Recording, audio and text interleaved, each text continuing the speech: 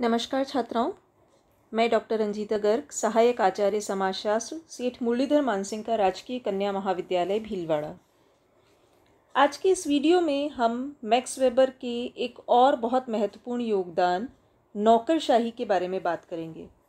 नौकरशाही, जिसे हम अंग्रेज़ी में ब्यूरोक्रेसी कहते हैं, बेसिकली ये एक ऐसी व्यवस्था है जिसमें कुछ प्रशासनिक कार्य या किसी पर्टिकुलर ऑर्गेनाइजेशन से रिलेटेड सभी कार्यों को एक व्यवस्थित ढंग से संपन्न किया जाता है। औद्योगिक क्रांति के बाद बड़े बड़े उद्योगों का संचालन नौकरशाही संगठन एवं नियमों के आधार पर ही होने लगा था और वर्तमान समय में नौकरशाही जो है वो प्रजातंत्रीय व्यवस्था का भी एक अभिन्न अंग बन गई है। आज सरकार, उद्योग एवं शिक्षा सभी क्षेत्रों में नौकरशाही का वर्चस्व बढ़ता जा रहा है। विकास के साथ साथ नौकरशाही तंत्र भी विस्तृत होता जा रहा है और विश्व के सभी जो अलग अलग अधिकारी तंत्र हैं उसमें नौकरशाही जो है वो एक बहुत महत्वपूर्ण स्थान रखता है और यहाँ पर कर्मचारियों को एक विशिष्ट संस्कृति और जीवन शैली को अपनाने के लिए प्रेरित भी किया जाता है। नौकरशाही पर हालांकि बहुत सारे विद्वानों ने 19वीं शताब्दी में विचार रखे हैं। मैक्स वेबर ने नौकरशाही के आदर्श प्रारूप को प्रस्तुत किया है।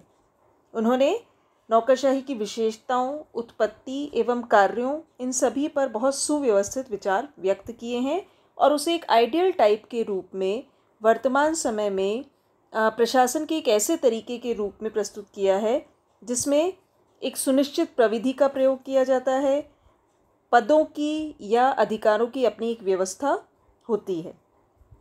सबसे पहले हम बात करेंगे नौकरशाही के अर्थ की। नौकरशाही या जिसे हम अंग्रेज़ी में कहते हैं ब्यूरोक्रेसी, ब्यूरो जो शब्द है उसका शाब्दिक अर्थ एक डेस्क या मेज़ के रूप में देखा जाता है, यानी मेज़ प्रशासन जिसे हम कह सकते हैं, या मेज़ पर बैठकर, टेबल पर बैठकर या डेस्क पर बैठकर किया जाने वाला कार्य। हिंदी में हम इसे नौकरशाही के अलावा कर्मचारी तंत्र, सेवक तंत्र या अधिकारी तंत्र भी कहते हैं। कोजर और रोजनबर्ग जो विद्वान हैं उन्होंने बड़े अच्छे ढंग से नौकरशाही को परिभाषित किया है। वो कहते हैं नौकरशाही को एक ऐसे संस्तरणात्मक संगठन के रूप में परिभाषित किया जा सकता है जिसका निर्माण बड़े पैमाने पर प्रशासनिक कार्यों को तार्किक रूप से पूरा करने के लिए अनेक व्यक्तियों के कार्यों को समायोजित करने के उद्देश्य से किया जाता है। यानी बहुत बड़े पैमाने पर जब प्रशासनिक कार्यों को हमें एक तर्क संगत ढंग से करना हो जिसमें बहुत सारे लोग इन्वॉल्व हों, तो उसके लिए जो एक संस्तरणात्मक संगठन का मतलब जिसमें कुछ लोग ऊपर के लेवल पर हैं, कुछ मध्य स्तर पर हैं और कुछ नीचे हैं, एक संस्तरण की व्यवस्था जो होती है उसे हम नौकरशाही कहते हैं। पीटर एम ब्लाउ जो है वो इस संदर्भ में कहते हैं कि कोई भी ऐसा संगठन जो विस्तृत आधार पर प्रशासकीय कार्यों को क्रमबद्ध रूप से चलाने के लिए बहुत से व्यक्तियों के कार्यों द्वारा समन्वित होता है, उसे हम नौकरशाही कहते हैं। मैक्स वेबर ने नौकरशाही को तार्किक एवं विवेकशील नियमों पर आधारित बताया है। वो कहते हैं इसके लिखित नियम होते हैं, इसके अधिकार, सत्ता तथा दायित्वों का संस्तरणात्मक विभाजन होता है जिसका उद्देश्य किसी औद्योगिक, व्यापारिक, राजनीतिक, धार्मिक, शैक्षणिक या किसी भी अन्य प्रकार के संगठन के उद्देश्यों को प्रभावशाली ढंग से प्राप्त करने के लिए किया जाता है। यानी पूरी एक ऐसी व्यवस्था जिसके माध्यम से हम किसी संगठन विशेष से संबंधित जो उद्देश्य हैं उसे प्राप्त करते हैं, चाहे उसमें बहुत सारे लोग इन्वॉल्व हों, लेकिन उन सभी लोगों का अपना एक पद होता है और नियमबद्ध तरीके से उस सारे कार्य को परफॉर्म किया जाता है। वेबर के अनुसार नौकरशाही की कुछ प्रमुख विशेषताएं हैं जिससे स्पष्ट होता है कि नौकरशाही व्यवस्था जो है वो आधुनिक समय में किसी भी कार्य के, चाहे वो राजकीय कार्य हो या गैर राजकीय कार्य हो, उसके संपादन में कितनी महत्वपूर्ण व्यवस्था के रूप में देखी जा सकती है। पहले हम बात करते हैं नौकरशाही की विशेषताओं में। सबसे पहले प्रशासकीय नियम। नौकरशाही में एक प्रशासकीय ढांचे के अंतर्गत शासकीय जो कार्य होते हैं उन्हें निर्धारित नियमों के अनुसार संपन्न किया जाता है। ये नियम जो होते हैं वो स्थायी होते हैं तथा इनका निरंतर पालन करने की एक व्यवस्था होती है। ये नियम किसी व्यक्ति विशेष को ध्यान में रखकर नहीं बनाए जाते, बल्कि एक पद से जुड़े होते हैं। उस पद पर जो भी व्यक्ति काम करेगा वो उन नियमों को पालन करने के लिए बाध्य है। विभिन्न पदाधिकारियों के कार्य नियमों द्वारा परिभाषित और स्पष्ट रूप से विभाजित किए जाते हैं, यानी इसमें अपनी मनमर्जी या अपनी तरफ से कुछ भी फेरबदल नहीं किया जा सकता। प्रशासकीय नियमों के अनुसार सभी काम किए जाते हैं। साधन के रूप में नौकरशाही को अगर हम देखते हैं तो अधिकारी तथा अन्य प्रशासकीय कर्मचारी जो हैं वो अपने कार्यों के संपादन हेतु प्रयोग में लाए जाने वाले साधनों के वो स्वयं मालिक नहीं होते। यानी सरकारी तंत्र या व्यापारिक संगठन में जो भी साधन उपलब्ध कराए जाते हैं नौकरशाही के अंतर्गत, वो नियमानुसार ही उनका प्रयोग कर सकते हैं। सरकारी कामकाज और व्यक्तिगत मामले जो हैं वो एक दूसरे से पूर्णतः अलग होते हैं। अधिकारियों की अपनी सीमाएं एवं सुविधाएं होती है। विभिन्न पदों पर आसीन व्यक्ति अपने पद का उपयोग निजी या व्यक्तिगत संपत्ति के रूप में नहीं कर सकते। वो उसे न तो खरीद सकते हैं, ना बेच सकते हैं, ना हस्तांतरित कर सकते हैं। हालांकि इस व्यवस्था में अधिकारियों को कुछ सुविधाएं भी प्रदान की जाती है, जिससे कि वे अपने दायित्वों का निर्वाह ठीक प्रकार से कर सकें। फिर है निरंतरता। नौकरशाही की जो व्यवस्था है उसमें कार्यालय की गतिविधियों में एक निरंतरता पाई जाती है। कर्मचारी आते हैं, काम करते हैं, सेवानिवृत्त हो जाते हैं, कुछ पदोन्नति प्राप्त करके दूसरे पद पर चले जाते हैं या स्थानांतरण हो जाता है, उनका ट्रांसफ़र हो जाता है। परंतु कर्मचारियों की इस गतिशीलता के रहते हुए भी कार्यालय का कार्य निरंतर चलता रहता है। नौकरशाही का जो है स्पष्ट एवं निश्चित कार्यक्षेत्र होता है, क्योंकि हर जो पदाधिकारी है वो नियमों द्वारा अपने कार्य, अधिकार और सत्ता, इन सारी चीज़ों को क्लियरली समझता है। उसे पता होता है क्या उसके कार्य हैं, क्या उसका अधिकार है, किसके प्रति उसका दायित्व है और कितना जो अधिकार क्षेत्र या सत्ता है वो उसे प्राप्त है। इसमें प्रत्येक पदाधिकारी के कर्तव्य पूर्व निर्धारित होते हैं और पूर्णतः परिभाषित होते हैं। श्रम विभाजन भी होता है, अलग अलग अधिकारियों के बीच में अलग अलग कार्य विभाजित होता है, जिससे कार्य को कुशलता एवं दक्षता के आधार पर संपन्न किया जाता है। भर्ती पद्धति भी नौकरशाही में होती है, यानी नौकरशाही में अधिकारियों एवं कर्मचारियों को प्रतियोगी परीक्षाओं के माध्यम से या साक्षात्कार के माध्यम से नियुक्त किया जाता है। इसमें किसी व्यक्ति विशेष की इच्छा या मनमानी नहीं चलती। नियुक्ति की जो प्रवृत्ति है वो संविदात्मक या कॉन्ट्रैक्चुअल भी हो सकती है और स्थायी भी हो सकती है।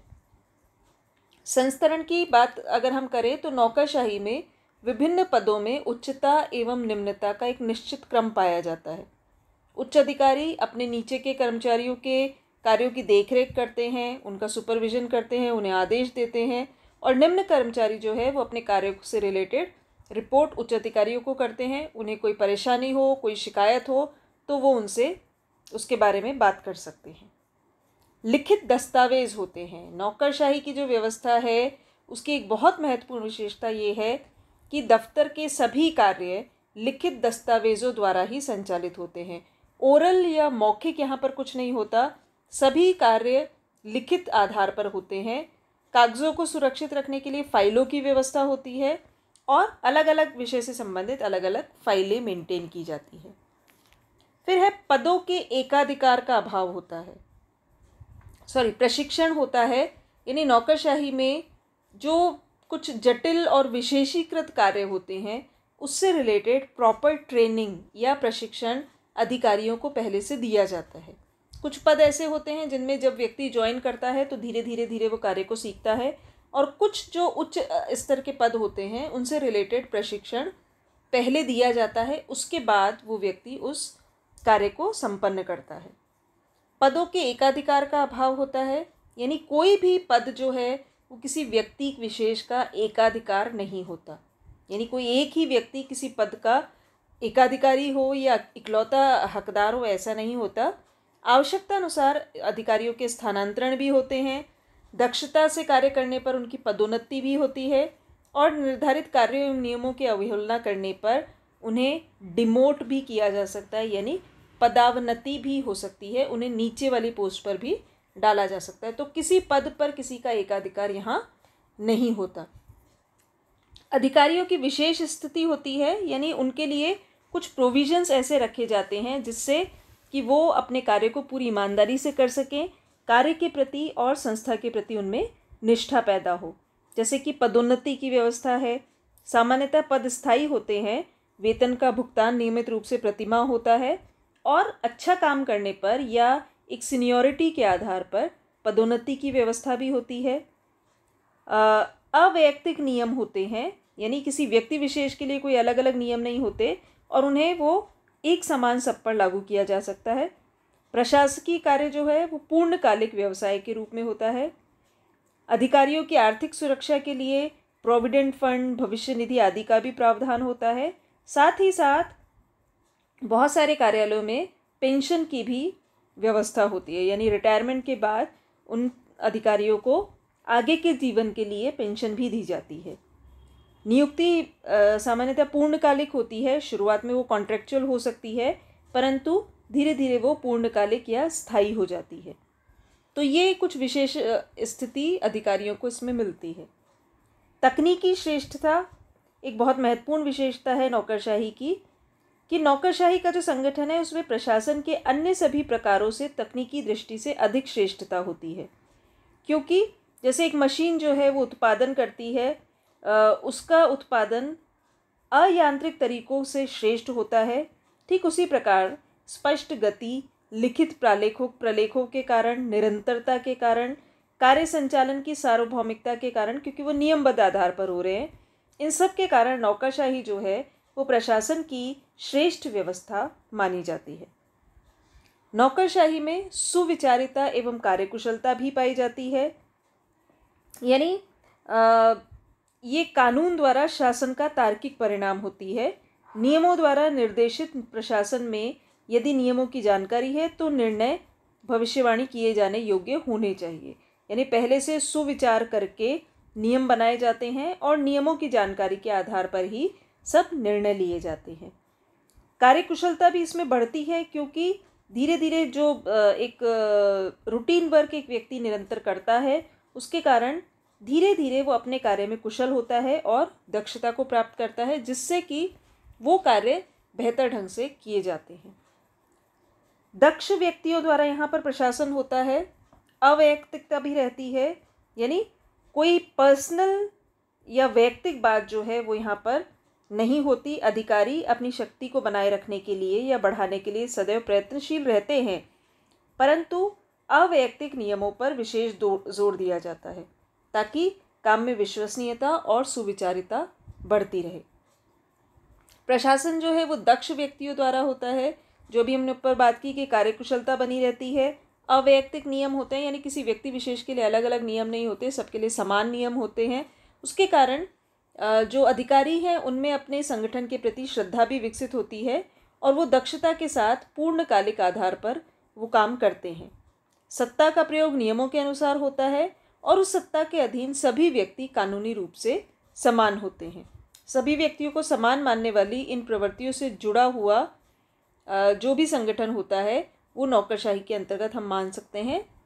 यहाँ प्रशासनिक कार्यों के संचालन हेतु नियुक्तियों में उन सभी व्यक्तियों को समान समझा जाता है जिनमें आवश्यक मात्रा में शैक्षणिक योग्यता हो, यानी जो मिनिमम एलिजिबिलिटी क्राइटेरिया होता है वो रखा जाता है और उसी के आधार पर नियुक्ति दी जाती है। और उनमें जो दक्ष व्यक्ति होते हैं, एक्सपर्ट्स जो होते हैं या सर्वश्रेष्ठ जो होते हैं, उन्हें चुना जाता है।